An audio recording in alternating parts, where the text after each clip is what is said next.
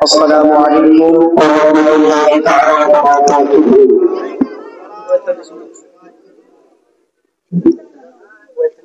আপনারা সকলে মিলে একবার সালামের জবাব দিন। আসসালামু আলাইকুম ওয়া রাহমাতুল্লাহি ওয়া বারাকাতুহু। আলহামদুলিল্লাহ আলহামদুলিল্লাহিল্লাযী আওজাদা লানা ওয়া মিনাল আদম ওয়া জাআলা الضياء والظلم وخلق اللوح والقلم والصلاة على من صلى عليه آدم وكل بشر وسلم عليه حجر والشجر وبإشارته طلعت الشمس وانشق القمر وأشهد أن لا إله إلا الله المعبود وأشهد أن محمدا عبده ورسوله المحبوب وبعد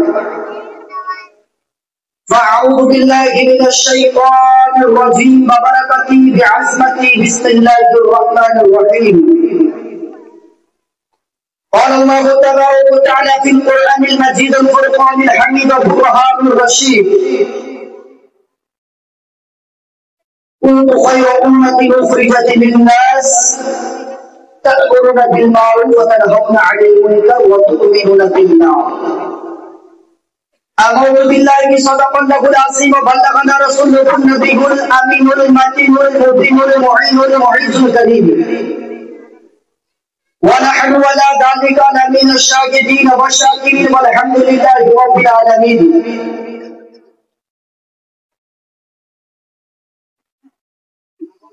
قول محمد قول خدا فرمان न बदला जाएगा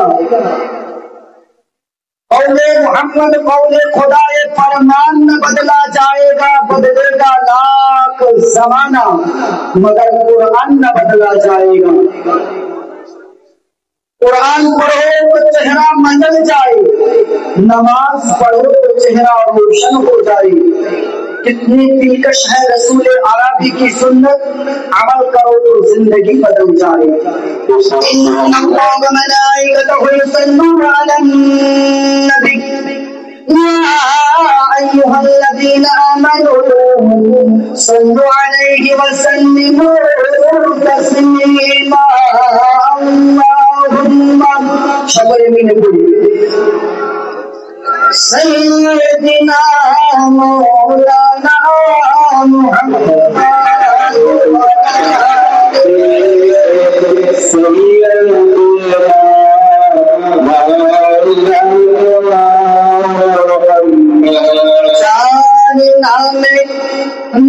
नदी जाए गो जान में काफी काफी जाए गो तोरे जान नामे नदी जाए गो जान में काफी काफी जाए गो तोरे से नबी नबी कामली प्राण भरेगा दरुद सल्ले अला अल्लाहुम्मा आवाज टानছে ভাই आवाज টানছে তো কি ফ্রি করে मौलाना मुहम्मद व अला आलिहि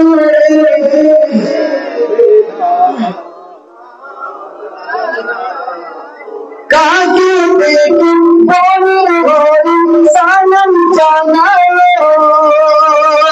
कागल देखे रास्ता में पात्र कलमा पड़ी मोर काकी बेटी बोल सानम जाना कागल देखे रास्ता में पात्र कलमा पड़ी मोर से नबी नबी कामली प्राण भरेगा दरुद सल्ले अला अल्लाहुम्मा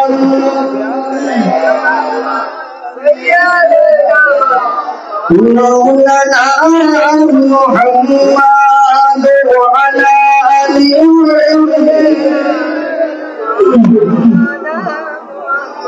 সাল্লাল্লাহু আলাইহি ওয়াসাল্লাম।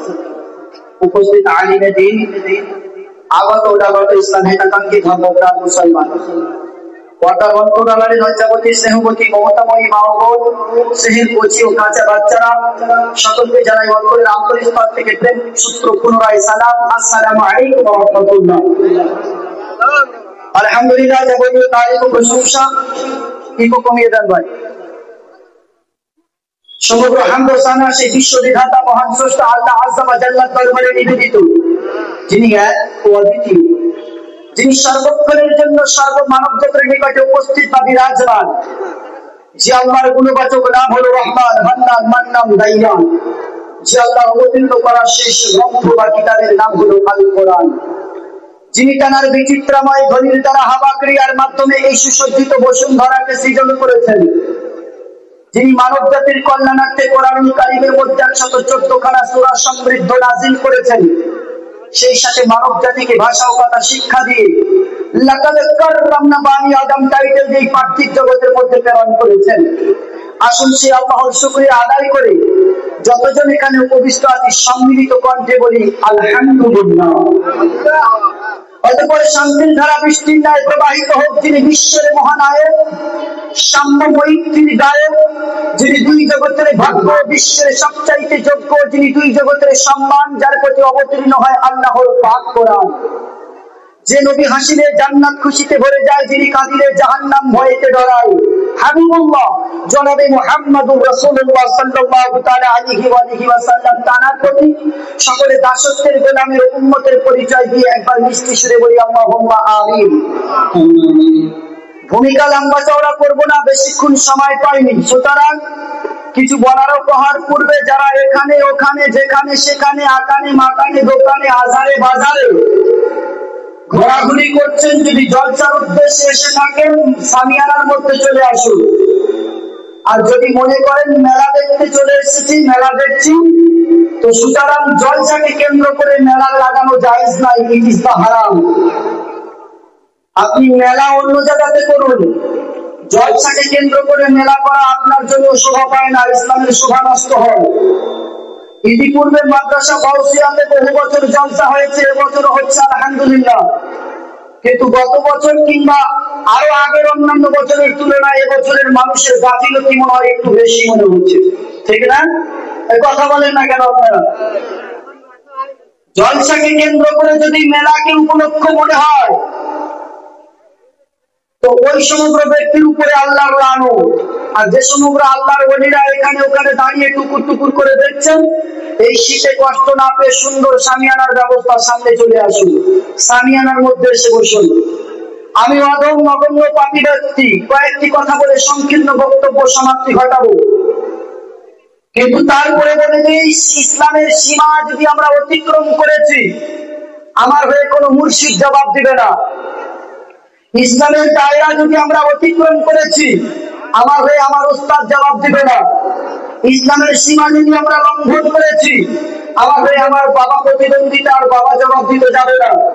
কারণ আল্লাহ দুটো হস্ত দিয়েছে কর্ম করার জন্য, দুটো চরণ দিয়েছে বিচরণ করার জন্য, দুটো চক্ষু দিয়েছে দর্শন করার জন্য, দুটো কর্ণ দিয়েছে শ্রবণ করার জন্য, দুটো নাকের ছিদ্র দিয়েছে, নাসিকা দিয়েছে ঘ্রাণ নেওয়ার জন্য, অন্তর দিয়েছে বিবেচনা করার জন্য, মস্তিষ্ক দিয়েছে চিন্তাধারা মেন্টালিটি মাইন্ডসেট সুন্দর করে রাখার জন্য।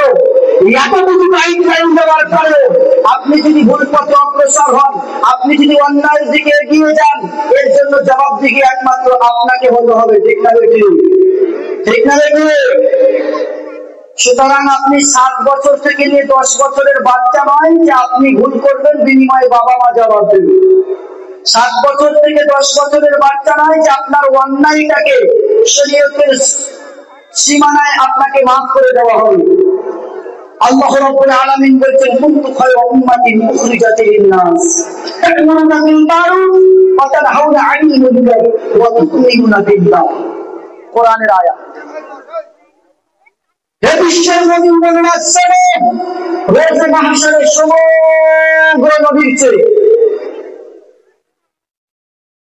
মুহাম্মদ পয়গম্বর সাল্লাল্লাহু আলাইহি ওয়াসাল্লামকে যেমন শ্রেষ্ঠ মাকাম দিয়ে আসা আইনা বাসাকা রাব্বুকা মাকামান মাহমুদা, উচ্চ মাকাম দেব, মহাসম্মানে ভূষিত করব। কিয়ামতের দিন অগণিত নবীর উম্মত থাকবে, তার মধ্যে তোমরাও থাকবে। সেদিন সমগ্র নবীর উম্মতের চেয়ে তোমাদেরকে বেশি প্রিয়রিটি দেবো, বেশি সম্মান দেবো। সুবহানাল্লাহ। এই মর্মে একটা ছোট্ট রিওয়ায়াত বলি, বলে আমি আমার বক্তব্য আগে নিয়ে যাব। আমার আল্লাহ জিবরাইল ফারিস্তাকে তৈরি করলেন। জিবরাইল ফারিস্তাকে, তিনি সমগ্র ফারিস্তাদের সর্দার। জিবরাইল আলাইহিস সালামকে তৈরি করার পরে আল্লাহ তাআলার দস্তে কুদরতের আয়নাতে জিবরাইল আলাইহিস সালামকে দেখাচ্ছেন, ও জিবরিল, দেখো তো তুমি দেখতে কেমন, তোমার সুরাত, তোমার সিরাত, তোমার শাবাহাত, তোমার মুহরাত আমি আল্লাহ খালিকে দে জাহান খাল্লাকে কায়নাত কেমন তৈরি করেছি। জিবরাইল আলাইহিস সালাম রব্বুল আলামিনের দস্তে কুদরতের আয়নাতে দেখে তিনি তার নিজের চেহারার প্রেমে পড়ে গিয়েছেন। সুবহানাল্লাহ। জিবরাইল আলাইহিস সালাম শুকরিয়া করেন, 2 রাকাত নামাজ পড়েছিলেন। প্রথম রাকাত নামাজ 20,000 বছর, দ্বিতীয় রাকাত নামাজ 20,000 বছর, অর্থাৎ 2 রাকাত নামাজ পড়লেন 40,000 বছর ধরে। আল্লাহকে বলছে, ইয়া রাব্বি সুবহানান পাক পারে দিগারে আদম, আমি কি তোমার শুকরিয়া আদায় করতে পেরেছি? বলে, জিবরিল তোমার এই ইবাদতটা আমি আল্লাহ আমার দরবারে অনেক ভালো লেগেছে। সুবহানাল্লাহ। Attention please, জিবরিল শোনো, তোমার এই 20,000 বছর ধরে 2 রাকাত নফল নামাজ পড়েছো, তোমার ইবাদতকে আমি ভালোবেসেছি, খুশি হয়েছি। কিন্তু আমার আকিম জামানার কমান্ডার নবী মুহাম্মদ আরবি উম্মত মাঠের কাজে ব্যস্ত থাকবে, দৈনন্দিন জীবনের কাজে ব্যস্ত থাকবে, সন্তানের সুন্দর ভবিষ্যৎ গঠনের কাজে ব্যস্ত থাকবে, স্ত্রীর হক আদায়ের কাজে ব্যস্ত থাকবে, পিতা মাতার ইহসান আদায়ের কাজে ব্যস্ত থাকবে। আমি আল্লাহ খাল্লাকে দে জাহান পাক করবারে দিগারে আলম এই সমগ্র পর্বের মধ্য দিয়ে আমার নবীর উম্মত 2 মিনিটে 2 রাকাত নামাজ পড়বে। এই 2 মিনিট শোনো, আমি আল্লাহ তোমার 40,000 বছরের চেয়ে তার 2 মিনিটের ইবাদতকে বেশি ভালোবাসি। হে মুআজ্জাজ সামাঈরা, কিয়ামতের দিন তো আল্লাহ আলাদাভাবে সম্মান দিবেনই, কিন্তু দুনিয়াতে আমাদের ইবাদতের পরিণতি দেখুন, ইবাদতের মর্তবা দেখুন, ইবাদতের ভালোবাসা দেখুন। নবী পাক সাহিবে দাওলাত সাল্লাল্লাহু আলাইহি ওয়াসাল্লাম তিনি যখন মক্কা কাবার চাবি পেয়েছেন, মক্কা বিজয়ের পরে ইসলাম যখন চারিদিকে বিকশিত হতে লাগলো, ইসলাম যখন চারিদিকে আলোড়ন সৃষ্টি করতে লাগলো, এবং অবস্থায় আবু জাহাল এবং আরো প্রমুখ বিখ্যাত বড় বড় কুরাইশদের মধ্যে বড় বড় মুশরিক, তারা একটা বাড়ি মরুভূমির বাড়ির পাথর চূড়াতে বসে, বাড়ির ঢেলাতে বসে তারা সমালোচনা করতে শুরু করলো, কি করে ইসলামটাকে রদ করা যায়, কি করে ইসলামটাকে এখানে বন্ধ করা যায়, যাতে আর ইসলাম আগামী আর একটা স্টেপ, আগামী আর এক কদম না যেতে পারে। ডাকা হলো ইয়ামেন থেকে হাবিব ইয়ামিনীকে, ইয়ামেনের বাদশাহ তথাকথিকার একজন আল্লাহর ওলি, তিনি তাবেঈদের মধ্যে পড়েন। ডাকা হলো, পরামর্শ দেওয়া হলো, যে ব্যক্তিটাকে তোমার কথাই পারলে শুনতে পারে, তুমি একে যেহন প্রকারে আটকাও, যে চারিদিকে ইসলামকে আলোকিত করে দিচ্ছে, ইসলাম বিকশিত হচ্ছে। হাবিব ইয়ামিনী আসলেন। আরো প্রমুখ বড় বড় মুশরিক ছিল, কিন্তু ইনি আল্লাহ ভীরু ছিলেন। ইনি এসে তদন্ত করতে লাগলেন মুহাম্মদ পয়গম্বরের আলাউলাদ বংশের মধ্যে কেউ কি নবী ছিল, কেউ কি রাজা ছিল। খবর নেওয়ার পর দেখছে না, কেউ রাজা ছিল না, অনেক পুত্রের পিড়িতে নবী ছিল। বলছো যে খবর দাও, মুহাম্মদ আলাইহিস সালাম, মুহাম্মদ সাল্লাল্লাহু আলাইহি ওয়াসাল্লামকে দাওয়াত দাও, ডাক দাও। আমার নবী আসলেন, কয়েকজন সাহাবীকে সঙ্গে নিয়ে আসলেন। একটা পাহাড়ের পাশে আবু জাহেল, আরো বড় বড় মুশরিক এবং হাবিব ইয়ামিনী সহ সকলে ওখানে বসে আছে। আমার নবীকে জিজ্ঞাসা করছে, তুমি যদি একজন প্রকৃতপক্ষে নবী, আই মন দিয়ে দিকে শোনেন, তুমি যদি প্রকৃতপক্ষে একজন নবী হও, তোমার দাপট, তোমার কুওয়াত, তোমার আসমানি ক্ষমতা থাকবে, জমিনের ক্ষমতা থাকবে, আমি তোমার কাছে দুটো প্রশ্ন করব, দুটো দাবি রাখবো। এই দুটো দাবি যদি তুমি পুরা করতে পারো, আমি হাবিব ইয়ামিনী তোমার কদমতলে মস্তকটাকে দিয়ে চিরতরে ইসলামটাকে আপন করে দেবো। সুবহানাল্লাহ। আমার নবী বলেন, বলুন কি জানতে চান? বলে আসমানের কোন এমন একটা মিরাক্কেল অলৌকিক দেখাও, মুজিজা দেখাও, যেটা দেখে সমগ্র মানুষ তোমাকে নবী রূপে মানতে চায়। এই ঘটনাকে বলা হয় শাক্কুল কামার। এই সংক্রান্ত বিষয় কোরআনের মধ্যে আছে। ইকতারাবাসাতি, একজন হাফিজ বলতে আছে, ইকতারাবাসাতি ওয়া আনশাক্কাল কামার।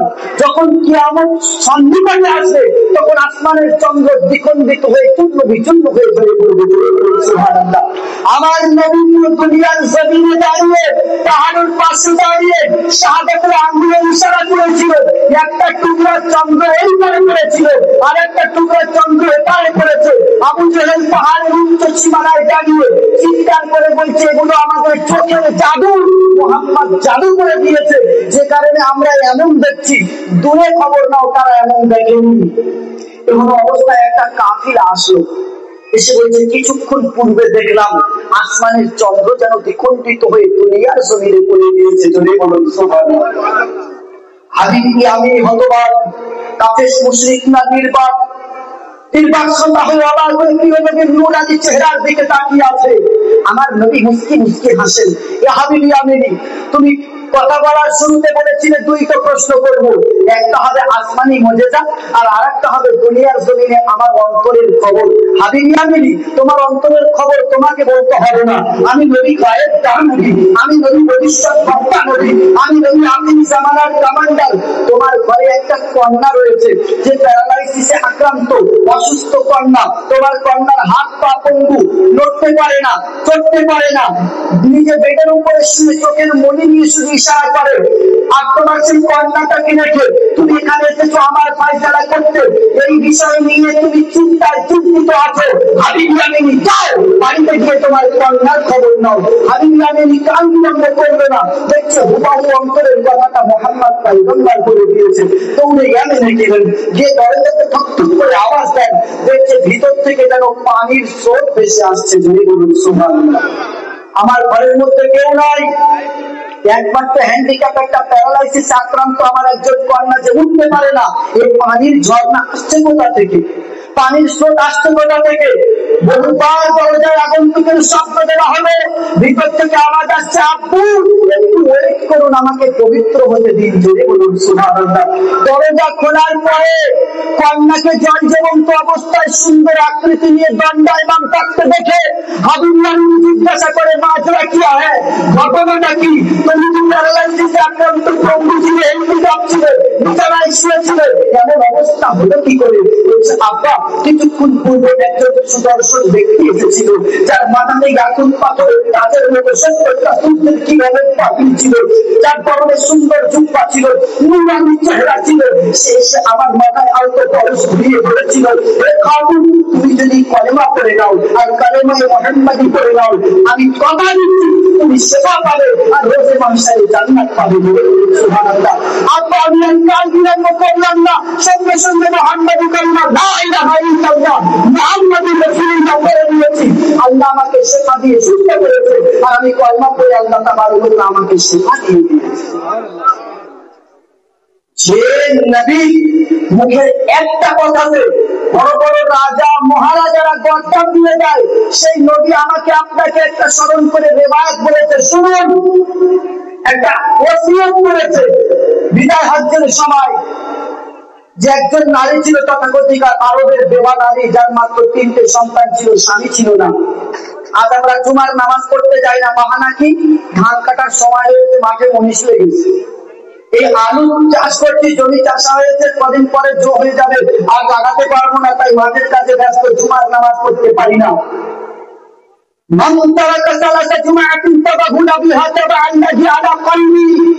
যে ব্যক্তি ইচ্ছাকৃতভাবে পরপর 3টি জুমার নামাজ তরক করে, আল্লাহ তার অন্তরে মুনাফিকের স্থান মেরে দেয়। 5 ওয়াক্তের নামাজ তো নামাজ, জুমার নামাজটা গরিবের জন্য ঈদের সমতুল্য, শুধু গরিবদের নয়, উম্মতে মুহাম্মাদের জন্য জুমার নামাজটা ঈদের দিনের সমতুল্য। যদি বলুন সুবহানাল্লাহ। রাসূল কায়নাত বলেছেন, শোনো, ওই বেওয়া তথাকার তায়েফের বাজারে একজন মানুষ ওই বেওয়াকে ফলো করত। আমি বলেছিলাম তোমরা যদি আল্লাহর পথে 1 টাকা খরচ করো, আল্লাহ তোমাকে 10 টাকা দিয়ে পরিপূর্ণ করে দেয়। আমার কথাতে ওই দোকানদার নিজের নামাজের যখন সময় হয়ে যায়, ফলের দোকান নিজে রেখে দিয়ে আল্লাহর উপরে ভরসা করে কাউকে না রেখে নামাজের জন্য মসজিদের দিকে দৌড়ে চলে যায়। আর এসে আবার সে দোকানে বসে, বহুবার চুরির আক্রান্ত হয়েছে, সে মনে কিছু নেয়নি। আজ একজন নারী তার দোকানে এসে অথচ সে দেওয়া নারীটা এসে সে মনে মনে যত কিলো খাবারের চিন্তা করেছে, দোকানদার তাকে ঝোলা ভর্তি করে দেয় আর বিনিময়ে তাকে বলে 1টা টাকা লাগবে না, একটু আমার জন্য দোয়া করুন। আমি একদিন জিজ্ঞাসা করেছিলাম, হে আরবি, তুমি ওই নারীর মধ্যে কি দেখতে পাও? গরিবের বউ সবার ভাবি হয়, তুমি কি স্বামীহারা একজন নারীর উপরে খারাপ মনে কিছু চিন্তা করছো? বলছে কুল্লা ফিটাই না করুহি, নবী গো আপনার পদতলে সর্বোচ্চ কুরবান। আমি নারীর প্রতি খারাপ অ্যাঙ্গেলে চাই না। একজন দেওয়া তার সাহারা হিসেবে আমি যেদিন সে আমার দোকানে আসে আর আমি যেদিন তাকে প্রাণ ভরে দান করতে পারি, সেদিন আমার দোকানে দ্বিগুণ বরকত হয়ে যায়, দ্বিগুণ বরকত হয়ে যায়। আজ আমি আপনি আল্লাহর উপরে তাওয়াক্কুল পর্যন্ত রাখি না। মশহুর সংঘা কবির, পাঞ্জাবের একজন বড় মশহুর কবি বলেছিলেন, সুখ মে দুঃখ মে সুমর না সবই করে, সুখ মে করে না কোই, সুখ মে जो সুমর না করে তো দুঃখ কহে होगी। দুঃখের সময় সবাই আল্লাহকে ডাকে, সুখের সময় কেউ আল্লাহকে ডাকে না। আর সুখের সময় যারা আল্লাহকে ডাকে তার দ্বারে আর কখনো দুঃখ আসে না। জোরে বলুন সুবহানাল্লাহ।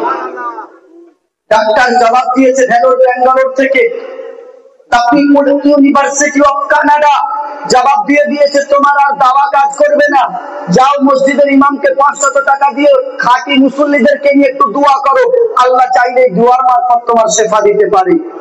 দেখা গেল বড় বড় হেকিম কবিরাজের দরজা বন্ধ, অবশেষে মোল্লার দৌড় মসজিদ পর্যন্ত। কথার কথা, যদিও বা এটা বলা জায়েজ নাই, বেয়াদবি, গুনাহের কথা, বলবেন না কখনো যে মোল্লার দৌড় মসজিদ পর্যন্ত। তো এই মানুষটা যখন লাচার দেখছে আর দাওয়া কাজ করছে না, ওষুধ এখন মসজিদ মুখী হয়েছে, আল্লাহর দ্বারে হাত পাচ্ছে। তো দুঃখ মে সুমর না সবই করে, সুখ মে করে না কোই। দুঃখের সময় নিরাশে পৃথিবীর সকল দরজা যখন বন্ধ, তখন দেখছে হ্যাঁ একটাই দরজা খোলা। কার দরজা? আল্লাহর রহমতের দরজা। ঠিক না দিদি? আল্লাহর রহমতের দরজা। হাসান বসরি রাহমাতুল্লাহ আলাইহি তিনি একজন তাবেঈনদের মধ্যে ছিলেন। উম্মে সালমা উম্মাহাতুল মুমিনিন ওনার স্তনের দুগ্ধ পান করেছিলেন হাসান বসরি রাহমাতুল্লাহ আলাইহি। জোরে বলুন সুবহানাল্লাহ। হাসান বসরি রাহমাতুল্লাহ আলাইহির জামানাতে একজন যুবক এমন কোন গুনাহ নাই, এমন কোন পাপ নেই যে করেনি। আজ মৃত্যুর কোলে ঢলে পড়ে মায়ের কোলে মাথা রেখে কাঁদছে আর বলছে, মা আমি মনে হয় আর বাঁচবো না, মালাকাল মউত আমার শিউরে বসে গিয়েছে। মা তুমি তো মুর্শিদ ধরেছো, তোমার মুর্শিদকে বলো না আমি মারা যাওয়ার পর তোমার মুর্শিদ যেন আমার জানাজা করে দেয়। হে যুবক, হে মুসলমান, জীবনে যাই করুন একটা কথা শুধু মাথায় রাখবেন, মসজিদ মুখী হওয়া এটা বাঞ্ছনীয়।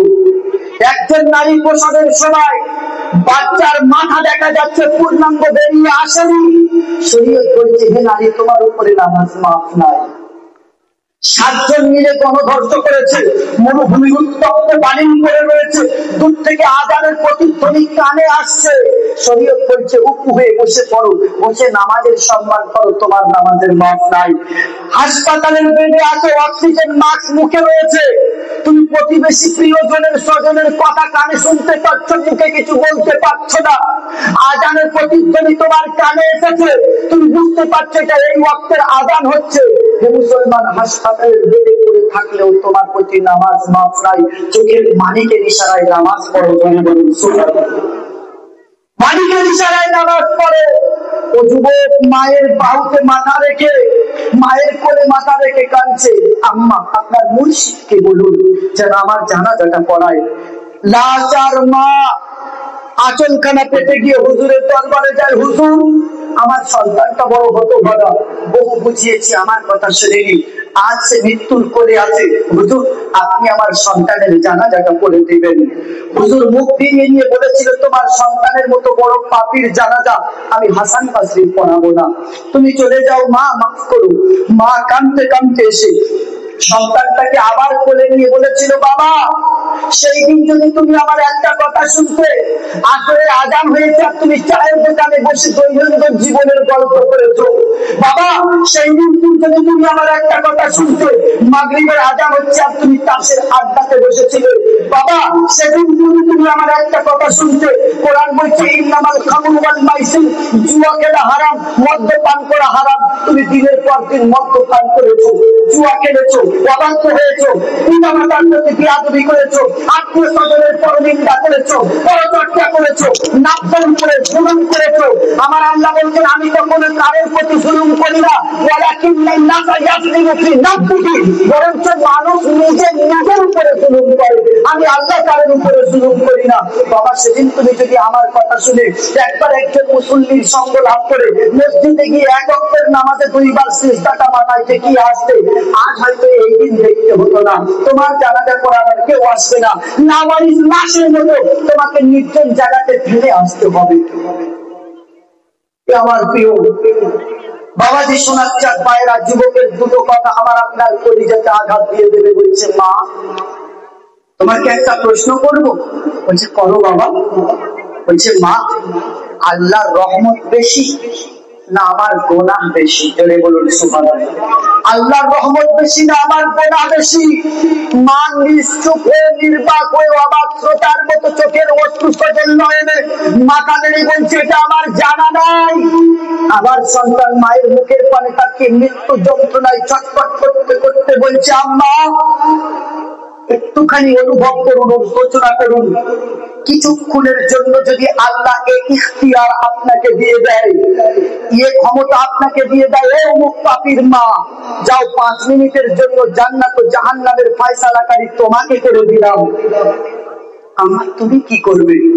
বলছে, বাবা 5 মিনিটের জন্য যদি আল্লাহ আমাকে ইখতিয়ার দেয় যে তোমার সন্তানকে জান্নাতে দিলে তুমি দাও, জাহান্নামে দিলে তুমি দাও, তবে 5 মিনিটের মধ্যেই বাবা বিশ্বাস করো তোমার জামাটা ধরবো, তোমার বাহুটা ধরবো, তোমার হাতটা ধরবো, জান্নাতের দরজা খুলে নিজে আমি জান্নাতের মধ্যে ভরে দেবো। ধরে বলুন সুবহানাল্লাহ।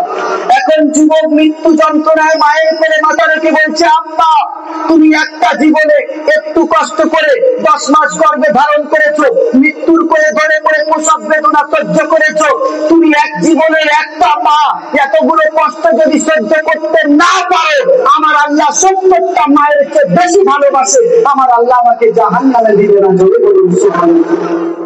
কথাটা বলে ইস্তিগফার করতে করতে পাপী গুনাহগার মারা গেল।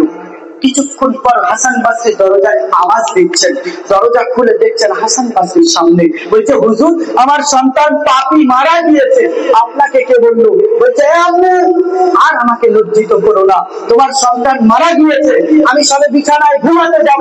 আমার আল্লাহ বলছেন, হাসান ওদিকে আমার মকসুদ বান্দা, আমার মাহবুব বান্দা দুনিয়া থেকে চলে এসেছে আর তুমি আরামে ঘুমাতে যাচ্ছ, যাও যাও ওর জানাজার ব্যবস্থা করো। শুধু আমি আসিনি, আসমান থেকে জান্নাতি ফারিস্তা 70,000 এসেছে আর আমার পিছনে গোটা কম এসেছে। চলে বলুন সুবহানাল্লাহ।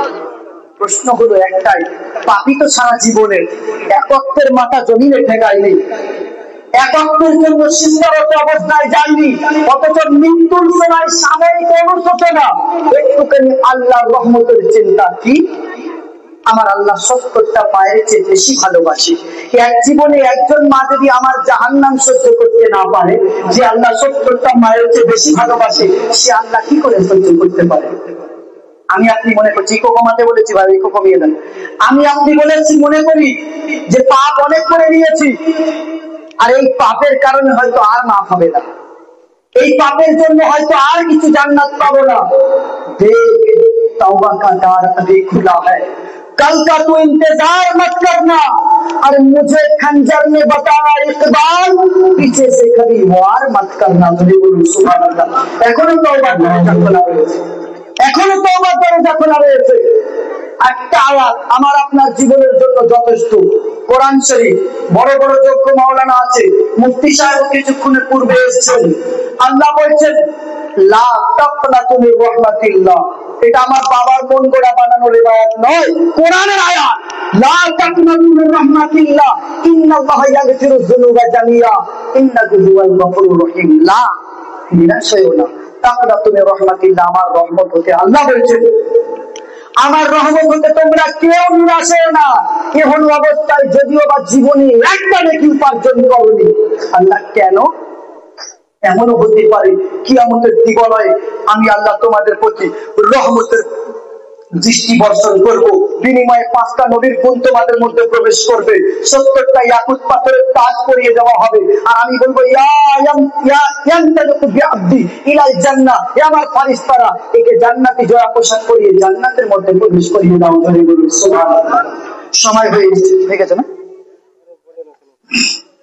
কোরআন শরীফ থেকে আয়াতে কারিমা তেলাওয়াত করেছি। মহান রব্বুল আলামিন পবিত্র কোরআনের মধ্যে বলছেন যে কুনতু খায়রা উম্মাতিন উখরিজাত লিন-নাস তা'মুরুনা বিল মা'রুফ ওয়া তানহাউনা 'আনিল মুনকার। একটা মানুষের জন্য দৈনন্দিন জীবনের একটাই হুকুম কোরআনের পালন করুন।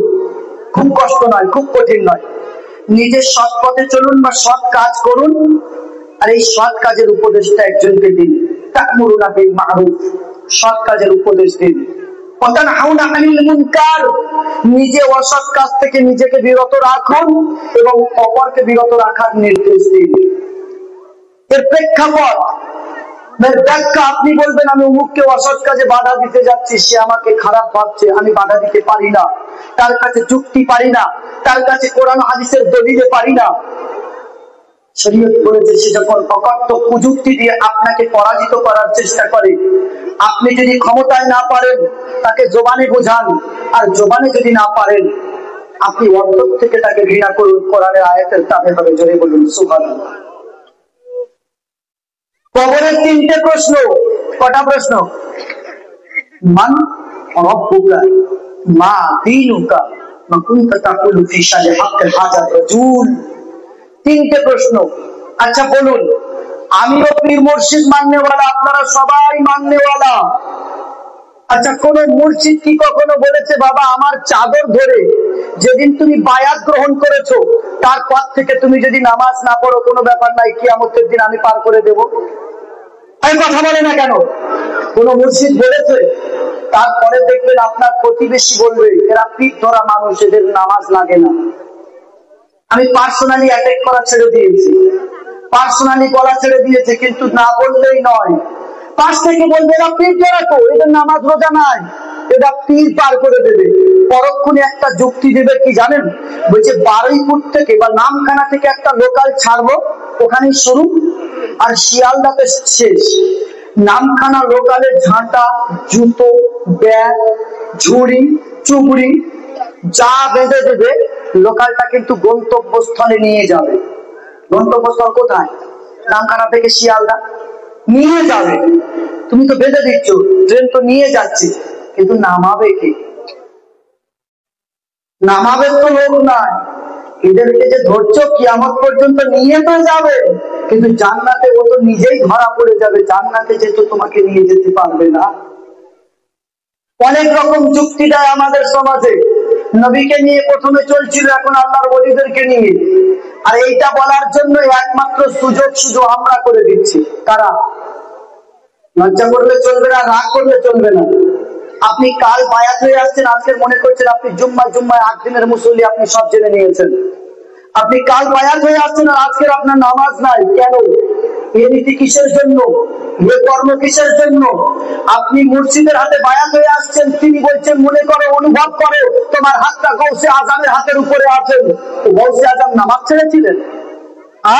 ও গৌসে আজম হিংসা করতে বলেছিলেন? ও গৌসে আজম মিথ্যা বলতে বলেছিলেন? ও গৌসে আজম রমজান মাসে প্রকাশ্যে পানাহার করতে বলেছিলেন? তারপর ওই তোমার কর্মের কারণে তোমার মুর্শিদের উপরে আঙুল ওঠে, এই করছে মানে পীর কেমন হবে বুঝে নেই? কবরের 3টে প্রশ্ন, পীরের প্রশ্ন আছে? কথা বলেন না কেন? আছে। মান রাব্বুকা মা দীনুকা মা কুনতা তাকুলু ফি শানি হাক্কিল হাজার রাজুল। তোমার ধর্ম কি? জীবন ব্যবস্থা কি ছিল? তোমার রব, প্রতিপালক, কন্ট্রোলার, মেইনটেইনার, ডিস্ট্রয়ার কে ছিল?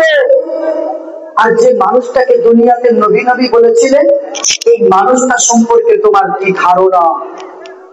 এখানে আল্লাহর ওলিদের প্রশ্ন আছে। আপনাকে মানতে হবে, এটাই বড় কথা। আপনাকে ওনাদের পদাঙ্ক অনুসরণ করে ওনাদের ইত্তেবা অনুগত করে ওনাদের দেখিয়ে দেওয়া পথে চলতে হবে, এটাই বড় কথা। আপনি যদি ওনাকে না মানেন ফরজ এই মনে করে যদি আপনি তাকে মানেন আর ফরজ ইবাদত গুলো তাকিদ করেন ছেড়ে দেন, এর জন্য জবাব তাকে দিতে হবে। আপনার মসজিদ দেবে না, আপনার মসজিদ আপনাকে নামাজের তাকিদ দেয়, আপনার মসজিদ আপনাকে রোজার তাকিদ দেয়, আপনার মসজিদও বলেছে প্রত্যেক 40 দিনে একদিন দান আল্লাহর রাস্তায় দাও, বলেনি? প্রত্যেক 100 টাকায় 2.5 টাকা আল্লাহর রাস্তায় দাও জাকাত দিতে, বলেনি? ইমামরা প্রতি জুম্মায় বলে। তারপরেও যখন বাড়িতে মাদ্রাসা থেকে আসে, লোগো এবছর ধানের ধসা নেমেছে, বেশি হয়নি তো এলা ওই হাফ টিন নাও, কুইন্টাল কুইন্টাল ধান আড়তে চলে গেল, আর মাদ্রাসা মসজিদ মক্তব ফকির মিসকিনের জন্য হাফ টিন নাও, যেখানে 40 টিনে একটি। কথা বুঝতে পারেননি? মুসলমান জাকাত আমরা বার করতে চাই না। আল্লাহ তাআলা বলছেন নিজে সৎ কাজ করো আর সৎ কাজের পরামর্শ দাও, আদেশ দাও। অসৎ কাজ থেকে নিজেকে বিরত রাখো আর অন্যকে বিরত রাখার জন্য বলো। যদিও বা তোমার উপরে প্রহার হয়, আঘাত হয়, তারপর অসৎ কাজের প্রতিবাদ করো আর সৎ কাজের উপরে অটল অবস্থায় থাকো। একবার পরিশ্রী করি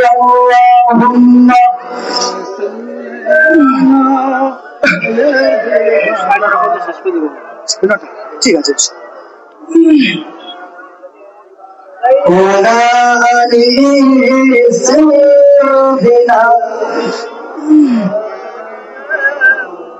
কেমন ঘুমাও তুমি, কেমন ঘুমাও তুমি, ভজন করে কাজা এমন পারে তোমার জনবে জানা যায়। ওরে ও কেমন করে ঘুমাও তুমি, ভজন করে কাজা এমন পারে তোমার জনবে জানা যায়। মুসলিম হয় না জন্ম নিলে মুসলমান করে, কাফের মুমিন তো সালাতের উপরে মানুষ নামাজের উপরে। জীবন কান্দি হয় না জানো, জীবন কান্দি হয় না জানো, নামাজ তোমার কাজা এমন করে পারে জগরে জানা যায়। দূসরি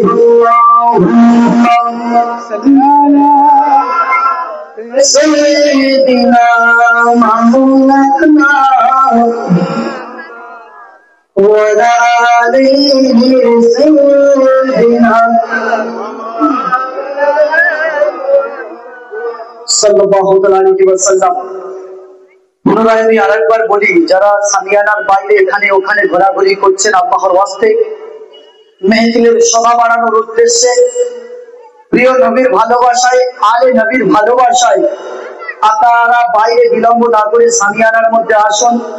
বিচক্ষণ বিচক্ষণ আলিম উলামা এসছেন, একজন সুদূর জিয়াগঞ্জ থেকে জীবনী বক্তা এসছেন, সুমধুর কোকিল কণ্ঠী।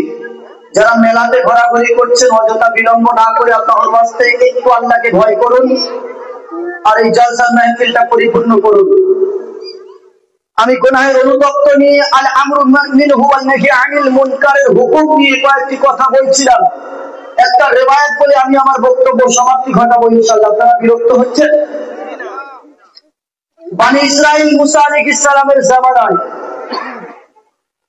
মুসা আলাইহিস সালামকে আল্লাহ বনি ইসরাইলের সরদার করেছিলেন, আর এই বনি ইসরাইলের 70,000 নবী পাঠিয়েছিলেন, আর এই 70,000 নবীর সরদার ছিল মুসা আলাইহিস সালাম। জোরে বলুন সুবহানাল্লাহ। মুসা আলাইহিস সালাম একদিন তুলুয়ে আফতাবের সময়, সানরাইজের সময়, সূর্য উদিত হওয়ার সময় তিনি আল্লাহর কাছে আরজি করলেন, মাবুদ আমার মনে বড় শখ, পৃথিবীর সবচেয়ে বড় পাখিকে দেখব। সবচেয়ে বড় গুণেগারকে দেখবো, পৃথিবীর সবচেয়ে বড় পাপীকে। আল্লাহ বললেন মুসা যাও, পূর্ব দিক থেকে যখন সূর্য উদিত হবে, পশ্চিম দিক থেকে পূর্বমুখী হয়ে একজন ব্যক্তি আসবে, যাকে সর্বপ্রথম ফার্স্ট যাকে দেখতে পাবে নির্ণয় করে নিয়ে সেই সবচেয়ে বড় পাপী। মুসা আলাইহিস সালাম সূর্য ওঠার আগে আগে রাস্তার বাম দিকে গিয়ে বসে আছে, যেহেতু আসতে গেলে পূর্বমুখী হয়ে আসলো মানে সে রাস্তার বাম দিকেই আসবে। রাস্তার বাম সাইডে আসলে তিনি বাম সাইডে বসে আছেন। এখন অবস্থায় দেখছেন একজন ব্যক্তি আসছে, তার কোলে একটা 3 থেকে 3.5-4 বছরের সন্তান, ছেলে। মুসা আলাইহিস সালাম মনে মনে ভাই একটু মনে মনে অনুভব করছেন যে এই হচ্ছে সবচেয়ে বড় পাপী, কিন্তু তিনি ভেবে কোন কিনারা খুঁজে পাচ্ছেন না যে লোকটা পাপী, কিন্তু ছেলেটা কি করেছে। ওই লোকটা পেরিয়ে যাওয়ার সাথে সাথেই তার মনে আবার আসছে, মাওলা পৃথিবীর সবচেয়ে বড় পাপী তো দেখেছি, এখন পৃথিবীর সবচেয়ে বড় নেকিবান নেককারকে দেখতে চাই। মহান রব্বুল আলামিন রব্বুল মানান পাক পরিধিকারী আলাম বললেন মুসা রাস্তার ডান সাইডে চলে যাও, পূর্ব দিক থেকে পশ্চিম মুখ হয়ে পূর্বে আফতাব সূর্যাস্তের সময় সানসেটের সময় যখন একজন ব্যক্তি যাবে আর সে রাস্তার ডান সাইড দিয়ে যাবে, এক ফার্স্ট যাবে পূর্বে আফতাব সূর্য অস্তের সময়, ওই ব্যক্তিটাকে মনে করে নিয়ে এই পৃথিবীর সবচেয়ে বড় পাপী। মুসা আলাইহিস সালাম সূর্যোদয়ের আগে আগে রাস্তার ডান দিকে গিয়ে বসলেন, দেখছেন একজন ব্যক্তি আসছে। কাছে আসার পরে সেই সবচেয়ে বড় নেককার মুসা আলাইহিস সালাম রাস্তার পাশে বসে দেখছেন সেই ব্যক্তিটা আসছে যে ব্যক্তিটা সকালে গিয়েছিল। কনফিউজ, আল্লাহ কিভাবে সম্ভব, হাউ ইজ পসিবল, এটা কিভাবে সম্ভব? সকালে যে ব্যক্তি সবচেয়ে বড় পাপী, সন্ধ্যায় সেই ব্যক্তি সবচেয়ে বড় নেককার নেকি কিভাবে হতে পারে? আল্লাহ বলেন ইট ইজ পসিবল, এটাই সম্ভব, কারণ আমি আল্লাহ আমার দরবারে অসম্ভব বলে কিছু নাই। যদি বলি সুবহানাল্লাহ, অসম্ভব বলে কিছু নাই।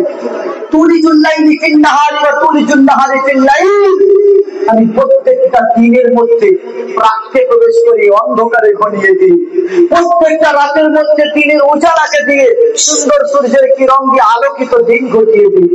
তুখরিজুল মাইয়িতা মিনাল হাই ওয়া তুখরিজুল মাইয়িতা মিনাল হাই, আমি আল্লাহ প্রত্যেকটা মৃতের ভিতরে প্রাণীর ভিতরে মৃত্যুকে প্রবেশ করাই না, প্রত্যেকটা প্রাণীর ভিতর থেকে জীবনকে ছিনিয়ে নিয়ে তার জীবনে মৃত্যুর আলিঙ্গন ঘটাই। যদি বলুন সুবহানাল্লাহ।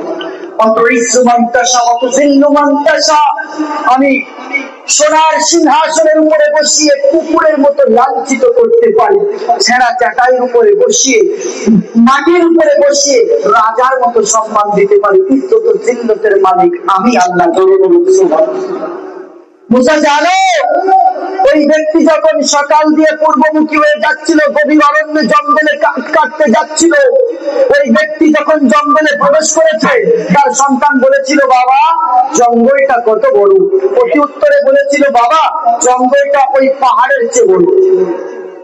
বাবা পাহাড়টা কত বড়, বলছে পাহাড়টা ওই আকাশের চেয়ে বড়। বলছে বাবা আকাশটা কত বড়, বলছে আকাশটা আমার গোনার চেয়ে বড়, আকাশটা আমার গোনার চেয়ে বড়। যখন এই কথা বলার ছেলে আবার জিজ্ঞাসা করছে বাবা আপনার গোনার চেয়ে কি বড়? শুধু পাপের অনুশোচনা অনুভূতি দেখুন, আপনার গোনার চেয়ে কি বড়? একবার উঠ করে উঠে বাবা বেহুশ হয়ে যায়, আবার কিছুক্ষণ পর জ্ঞান আসলে সন্তান জিজ্ঞাসা করছে আপু কি হয়েছে?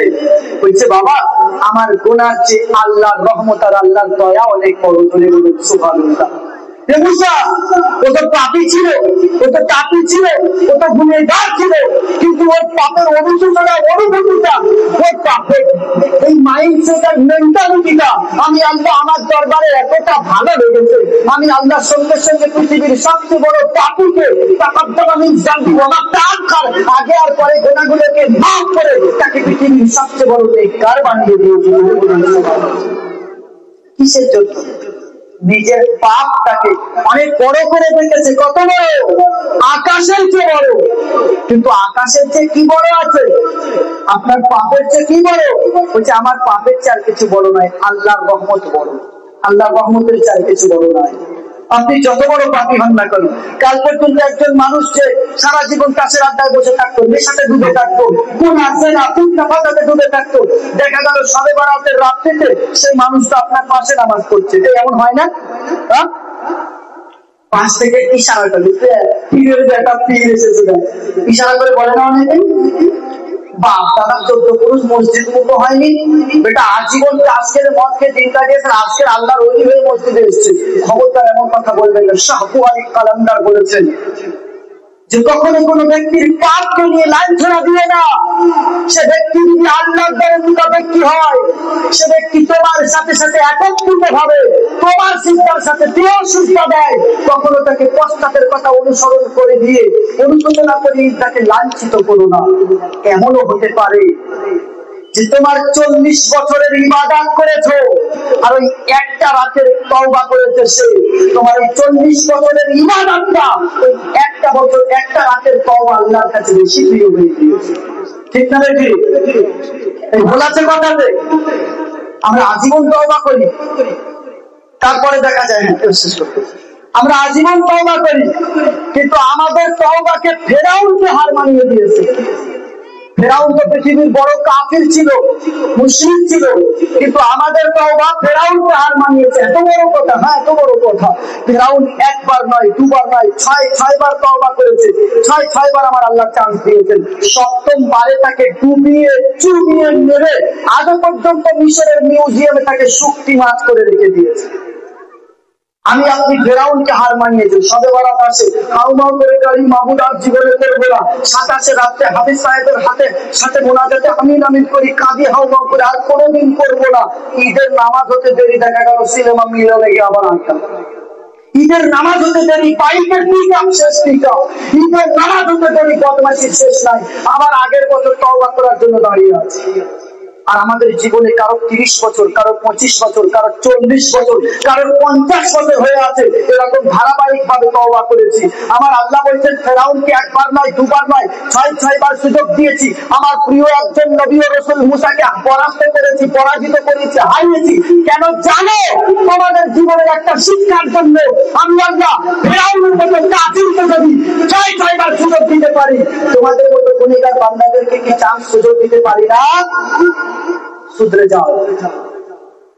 मौत से किसको हिस्सादारी है? आज हमारी तो काल तुम्हारी बारी है। মৃত্যু কোনদিন কারোর সঙ্গে বন্ধুত্ব করেনি। মনে করছেন জল জীবন কাজী 30 বছর বয়স, 60 বছরে চাচা মরেছে, বাবা মরেছে, আমি কি এত তাড়াতাড়ি মরবো না? মায়ের কোলে সন্তান মরেছে, বাবার আগে পুত্র মরেছে, বলে না?